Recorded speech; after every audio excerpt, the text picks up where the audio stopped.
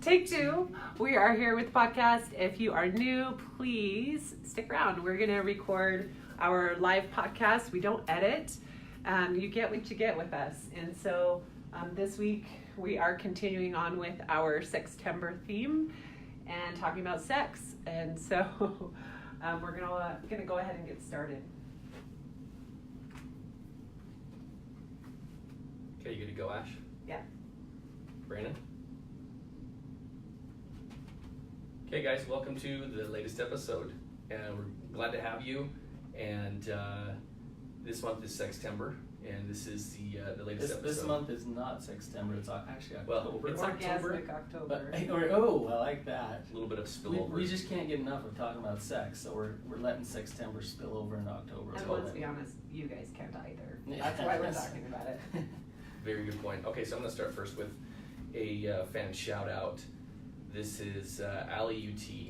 Thank you so much for talking about what others won't. Your podcast is a breath of fresh air, and it's a wonderful feeling knowing you're not alone on a hard journey. Okay. Awesome. Thank you. And we are talking about the stuff that no one really wants to talk about, and that's why, because we don't want people to feel alone. I'm hearing a lot of feedback from couples saying that this specific series of podcasts that we're doing on sex has really sparked some intimate conversations and taken them to places they've never been as a couple. They may not be joining in on the 30-day sex fast or the 30 days of sex, but they're talking about it, and that's what we want. Right. They've probably been stuck for a while, just kind of doing what they're doing, and they're listening to this and listening to it together. I don't know how they couldn't talk about sex and intimacy. So along those lines, we're going to keep going with it. And this topic, like most topics with sex, can be pretty triggering for the betrayed, can be pretty triggering for the sex addict. And so as we talk about this, I want you guys to understand that we're not shooting on anybody, so we're not saying you should be in a certain place with your relationship when it comes to sex. We're just talking about sex. And so today we're talking about embracing your individual sexuality. And so what does that even mean? When we say that, like, what do we even mean by individual sexuality? Okay, for me, I would say it's being open enough with yourself that you know what you like, what you desire, what turns you on, what turns you off. Yeah. And I say the next step would be telling your partner those things. Exactly. That's good, Ashlynn. Yeah, I mean, I totally agree with that. And I think this is, a super good, another really good topic for me personally, just to have introspection and to say, where am I, right? And have I adequately deporned my brain? And am I able to, the definition of sex equals love, and really own this is where I am, and these are the components of my individual sexuality. And so it's not a simple, straightforward thing. Because for me, it's still kind of laced with shame, I think. Well, last episode we talked about sex and shame, and to embrace yourself, your individual sexuality. Yeah, exactly. For so many people, sex equals shame. So if you have anything about you sexually, you're not going to want to share that with anybody, and you want to keep that to yourself. And I think most people have a lot of things about who they are sexually that they never share or never want to share with anybody else. We all have what's called an arousal template, and an arousal template is, what that means is we all have certain things that we like, and we're kind of conditioned into those things depending on who we are. Some of it's born into us. I don't think the research has really been done to say, is it nurture or nature that gives us our arousal template? But our arousal template means that for some of us, some things really are exciting, and for others of us, they're not exciting. And there's no right or wrong when it comes to an arousal template. It just is. And to be able to be open about it and share it and talk about it and show somebody who you are when it comes to your arousal template is really, really helpful in terms of intimacy. And if you have that level of safety in your relationship, it doesn't mean that you're going to do everything that's on your arousal template, because it might not work for the other person. But you can at least express it, and you can talk about it, and you can be vulnerable with that, right? So, should I give some examples? Yeah. Sure. Things on arousal template. So, just, some people have same-sex attraction. That would be an example of arousal template, right? Okay. Some people are into certain fetishes. They're into certain ways of having sex. For example, maybe a little bit riskier sex. Now, I'm not saying destructive sex, but something a little bit more, not so run-of-the-mill sex. I'm trying to think. It can be anything, You could have sex with a teddy bear sitting next to you. Maybe that'll do it for you, right? Whatever it is. Now, I am in no way condoning this and saying it's okay, but even being sexually attracted to children, that's on somebody's arousal template. It does not mean that it's okay to do that, right? Whatsoever, but that's on their arousal template, and so they can own that. They can say that's there for me. I have to control that. I have to put that aside. I have to. Right? But if they could own that with somebody and talk openly about it, and that person could understand and connect to them, then there would be some connection there, right?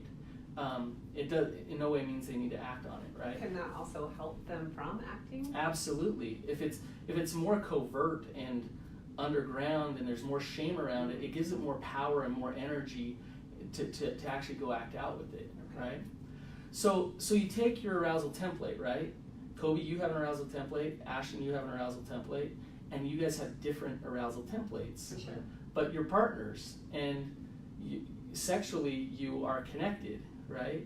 So if you each bring that to the table, how does that work, right? If Ashlynn's arousal template is different than yours, Coby, and vice versa, Ashlynn, then how do you work that into compatibility? I mean, that's exactly where we are, because my sexual experience, even as a young kid, was very different from Ashlynn's, and was not only influenced by the consumption of porn, and even as a kid, it was whenever the wind, sometimes literally, whenever the wind blew it in, right? and so, but there was still sexual acting out as a kid, and as a teenager that created a very different path and experience coming into marriage. And those are, and what's interesting is that I had it in my head before we got married that all that stuff that I had done was just bad, right? Was bad, and the idea in my head is that, and this came from a church leader, was I'm not to talk about it. If I really want to be like legit forgiven for the stuff that I had done, then I'm not to talk about it. And so you're coming back to sex equals shame, right? Like to be sure. So from the get-go, your sexuality was met with hide it, avoid it, yeah, don't bring it out, don't talk about it. Totally. Right? And I think that the proper context, it's funny, Ash and I talked about this for years, that I was told to never, talk about anything sexual prior to any sexual experience prior to marriage. But I think what was really discussed in the proper context it was meant, this message was not, wasn't nailed home in my head, was to talk about it in a grandiose, hey, let's talk about the good old days kind of a scenario. Isn't a healthy thing to go back and fantasize and to relive and so forth, like guy conversation around the table. Do you know what I mean? Right. It was that's really what I think what it was meant.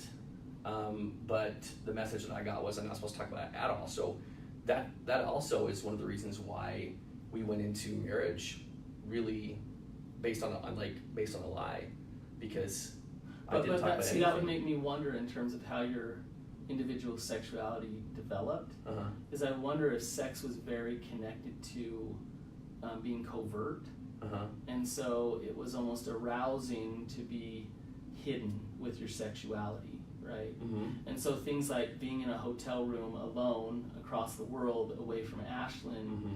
it's like, okay, like I'm alone and I can hide and I can get away with this. It's a lot more Totally. triggering. I don't know. I'm just kind of No, well, psychoanalyzing here. I would, well, thank you for that. But just, I would have never used the word like covert to describe part of my sexual template. Mm-hmm. But there is truth to what you just described. Right. Because as soon as I knew I was going to go on a trip, I was hijacked months before. Right. And then You knew that if the you whole could be trip. alone, you knew that you could hide things. You could then Totally. sexually. There's yeah. So that's interesting. Right? Yeah. So our arousal templates develop over time. So at a very young age, you were given this message of, you know what, hide who you are sexually, and so you started to develop that into who you are sexually, Mhm. right? Hide who you are. Mhm. So, yeah, it's common. I'm learning as I talk more about this over on social media so openly that a lot of women, like me, didn't figure out things until their 30s, right? And figuring out Right. what their template is and what turns them on and how to even Yes. be turned on, right? What's going on with their body. They don't know these things. So if you are one of those women, no matter what your age, you are far from alone. Right. And the reason we are doing this episode is for you to say it's okay for me to figure these things out. Absolutely, yeah. I think women are taught at a very young age that your individual sexuality isn't real and it's not okay, right? Meaning, you know, you're supposed to have sex to have babies, and you're supposed to have sex to please your husband, and that's why you have sex. And in reality, you know, not until you're 30 or later or never, right? Yeah. Sometimes, do you give yourself permission to say, who am I sexually? What do I like? What do I like to experience? You know, the act of sex, during sex, what really does it for me? And, you know, for a woman to feel sexy and to be sexual, it happens a lot longer before the actual act of sex. And so to kind of nurture that and honor that and to be that is important. But if you're not giving yourself permission to be an individual when it comes to sex, then you're not going to be able to do that, right? So are you saying are you saying that owning the fact that because you're human, you actually are a sexual being is kind of like the gateway? Is kind of okay. internal conversation is okay, but also something that can be pursued with the point of being embraced? Pursued to embrace it, right? Which is opposite in so many ways of what we're taught when we talk about sex and shame. Don't be sexual because it's shameful. How about this? Be sexual because you're human, right? So, why are we so scared of individual sexuality? Now let's be clear. We're not talking about masturbation, right? We're talking about you as an individual being a sexual being. Why is that threatening to us? I think that's just super vulnerable. I don't know what you're thinking. Yeah, Ash. it's vulnerable. One, I think also because I was the once betrayed, it's scary to it's that love-hate. Uh-huh. You know, if you are in betrayal trauma, it is I love you and I want you to enjoy sex. I want to enjoy sex, but also I'm really mad at you. Yeah. And so that's scary to even. So it's really hard to take your individual sexuality and who you are and say, hey, Coby, come on over here and enjoy this with me, because ouch, like you've hurt me when I've been vulnerable with you. So I'm not going to really get into my individual sexuality and who I am with you because ouch, right? Yeah, you've hurt me. Yeah. That makes a lot of sense. And that's hard. That's a really hard thing to start to heal from after betrayal. But it's possible. But it takes an immense amount of risk on the part of the betrayed to be able to say, yes, I'll get vulnerable again and show you again who I am. Yeah. So I'll be vulnerable right now and tell you that for Coby and I, you know, we're 4+ years into recovery and just spent this last year working on our sexual intimacy. So maybe late to the club, maybe fast for some people, I don't know, but it's our journey and that's where absolutely. we're at. But for me, I told Coby, you know, some of the things I'm not ready to go to and be in a place of like, I'm ready to do this and accept all of it, is I got terrified. What if I give him this much, right? Yeah. Because I haven't before, and it opens up this huge door to like, yes, she finally did this thing, and now we can do these other things. Yes. But you see, there's fear every which way. What if I don't give him enough, and then what's it gonna do? I'll go somewhere else. Right. And what if I do too much, and then it opens up Pandora's box, and right? Totally. And which leads to, when we talk about individual sexuality and who you are, you want to be able to be vulnerable with your partner. That's why safety in the relationship is so important, right? If you can trust Coby, Ashlynn, then you can explore things and do things and be there in that moment with him. If you trust him, right? If there's fear that creeps in at all, then you're going to start kind of second guessing why you're doing what you're doing, and you're not as present, and you're not in the moment as much, and you won't enjoy it, right? Right. So I'm just thinking like trust, right? I'm just thinking like in order for us to be like really connected sexually, there needs to be a feeling of trust and safety in order to really be relaxed and in the moment. And it is the key ingredient that is to the key. intimacy. Yes, to emotional intimacy and to sexual intimacy. If you don't have trust and safety, then you're not going to want to express yourself, and you're not going to want to be vulnerable, right? And so a lot of couples come in saying, dang it, our sex life isn't working, you know, a therapist, please fix it. Yeah. And what really needs to be fixed is the relationship and the foundation of that relationship, which is trust. To be able to say, is that person next to you, are they safe enough for you to be you when it comes to your sexuality? Are they safe enough for you to be you when it comes to your emotions and your spirituality? Right. And that's what intimacy is when the other person can say, you know what, I know they love me no matter what. I know they're honest with me. I know they're connected to me. So yeah, I'm safe. I can let go and I can be vulnerable. Well, I mean, personally, I think this is bringing up a lot of, for me, the thought process is, I must, since Ashlynn and I are not on the same page, or we're on the same page with a lot of things, but there's a few things that we're not on the same page with, or we're not ready to address, there's shame that I feel because of that. Like, oh, I must be wrong or bad if I think about this, or my template is this and this, but it's not on Ashlynn's. And so that's one of those things that I've had to really walk back from, to say, okay, this isn't bad, this is just my template, but this just isn't where we are. Yes, that's a good point, Coby. And that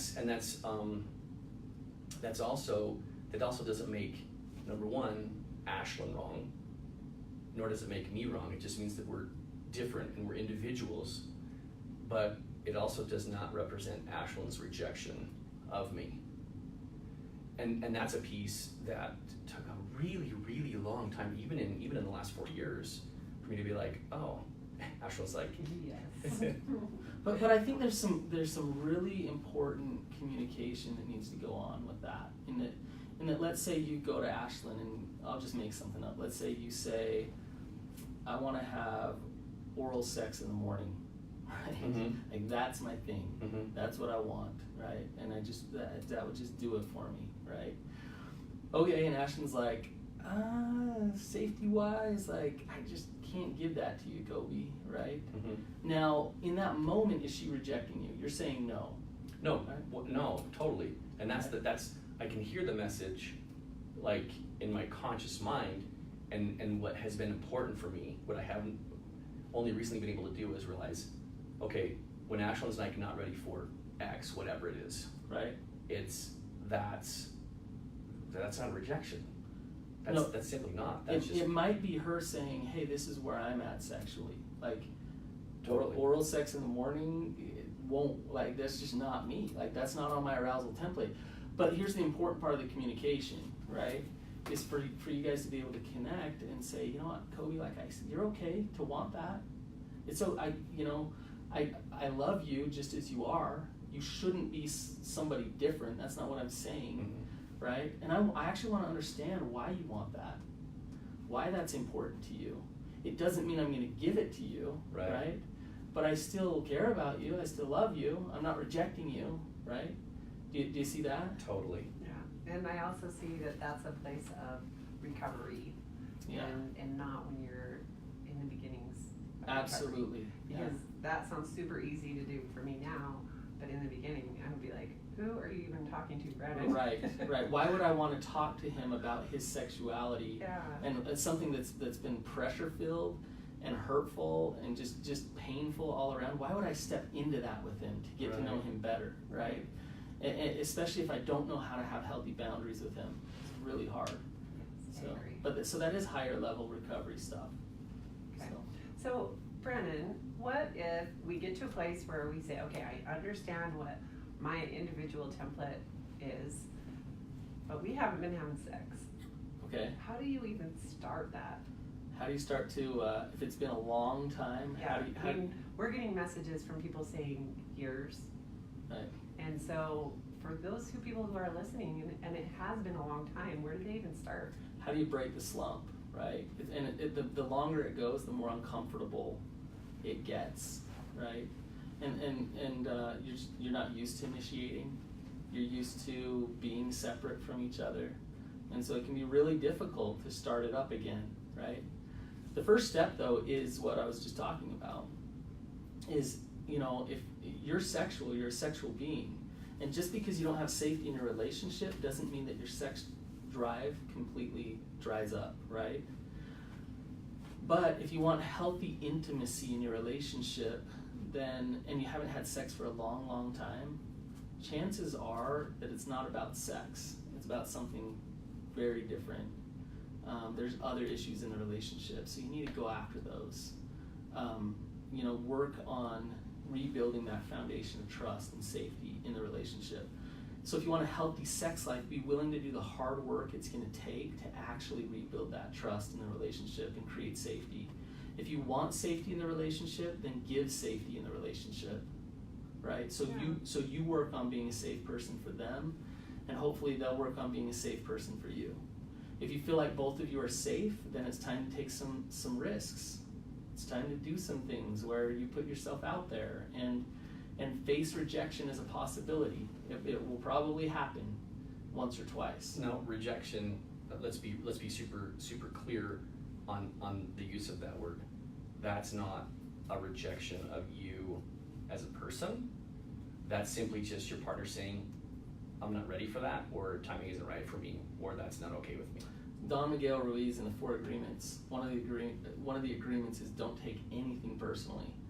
Now somebody would say, so my wife has rejected me the last 50 times that I've tried to have sex with her. You're telling me that's not about me? And I would absolutely say, yes, that's not about you. Don't take that personally. In fact, the more you take it personally, the less likely it is that she'll want to engage with you sexually. But if you don't take it personally, then you'll start to dive in with her about what's going on, where's she at, why is she having a hard time with this? And you'll help her process through that, you'll help her work through that so that she can start to engage with you again sexually. So I'm glad you said that, Coby, because if I initiate sex with my wife and she says no, she's rejecting that.